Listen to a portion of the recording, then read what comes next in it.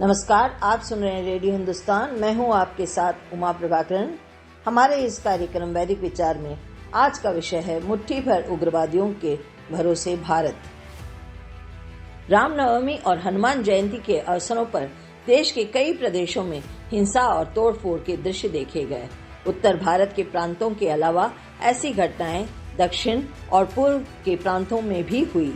हालांकि इन सांप्रदायिक दंगों की तरह बहुत खून नहीं बहा, लेकिन मुझे याद नहीं पड़ता कि आजाद भारत में ऐसी हिंसात्मक घटनाएं कभी कई प्रदेशों में एक साथ हुई हों। ऐसा होना काफी चिंता का विषय है। यह बताता है कि पूरे भारत में सांप्रदायिक विद्वेष की कोई भी ऐसी अदृश्य धारा बह रही है जो किसी न किसी बहाने भड़क उठती है। विरोधी दलों ने संयुक्त बयान देकर पूछा है कि प्रधानमंत्री नरेंद्र मोदी इस मुद्दे पर चुप क्यों हैं? वे कुछ बोलते क्यों नहीं? इस प्रश्न का भावार्थ यह है कि इन हिंसात्मक कार्रवाइयों को भाजपा सरकार का आशीर्वाद प्राप्त है। विरोधी दलों के नेता इन कार्रवाइयों के लिए सत्ताधारी भाजपा को जिम्मेदार ठहराना चाहते हैं। यहाँ यह सवाल भी विचारणीय है कि क्या इस तरह के सांप्रदायिक दंगे और हिंसात्मक घटनाक्रम सिर्फ भाजपा शासनकाल में ही होते हैं? कांग्रेसियों, कम्युनिस्टों और समाजवादियों के शासनकाल में ऐसी घटनाएं क्या बिल्कुल नहीं हुई हैं? यह हमारे भारतीय समाज का स्थायी चरित्र बन गया है कि हम अपने राष्ट्र से भी कहीं ज्यादा महत्व अपनी जात और अपने मजहब को देते हैं। 1947 के बाद जिस नए शक्तिशाली और एकात्म राष्ट्र का हमें निर्माण करना था, उस सपने को थोक वोट की राजनीति ने चूर चूर कर दिया। थोक वोट के लालच में भी राजनीतिक दल जातिवाद और सांप्रदायिकता का सहारा लेने में जरा भी संकोच नहीं करते।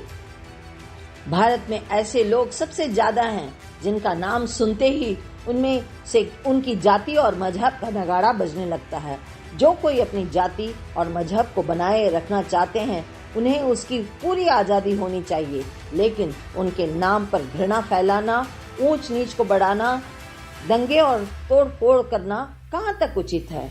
यही प्रवृत्ति देश में पनपती रही तो भौगोलिक दृष्टि से तो भारत एक ही रहेगा, लेकिन मानसिक दृष्टि से उसके टुकड़े टुकड़े हो जाएंगे।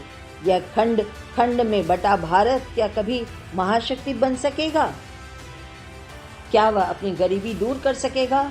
मुझे तो डर यह लगता है कि 22वीं सदी पूरी होते होते कहीं ऐसा न हो जाए कि भारत के हर प्रांत और हर जिले को सांप्रदायिक और जातिवादी आधार पर बांटने की मांग पनपने लगे।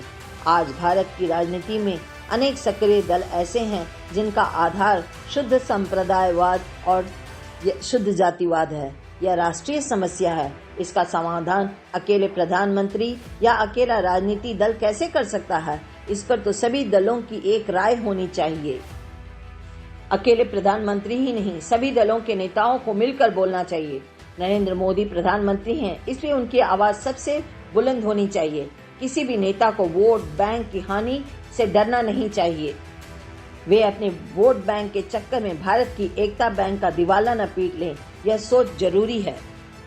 भारत जैसा विविधता में देश दुनिया में कोई और नहीं है। जितने धर्म, जितनी जातियां, जितनी भाषाएं, जितने खान पान, जितनी वेशभूषाएं और जितने रंग के लोग भारत में प्रेम से रहते हैं, दुनिया के किसी भी देश में नहीं रहते। क्या ऐसे करोड़ों भारतवासी मुट्ठी भर उग्रवादियों के हाथ के खिलौने बनना पसंद करेंगे?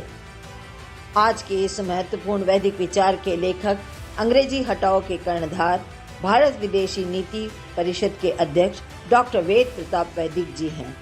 अब अनुमति दीजिए उमा प्रभाकरन को फिर मिलती हूँ आपसे। तब तक करते रहिए काम और सुनते रहिए रेडियो हिंदुस्तान।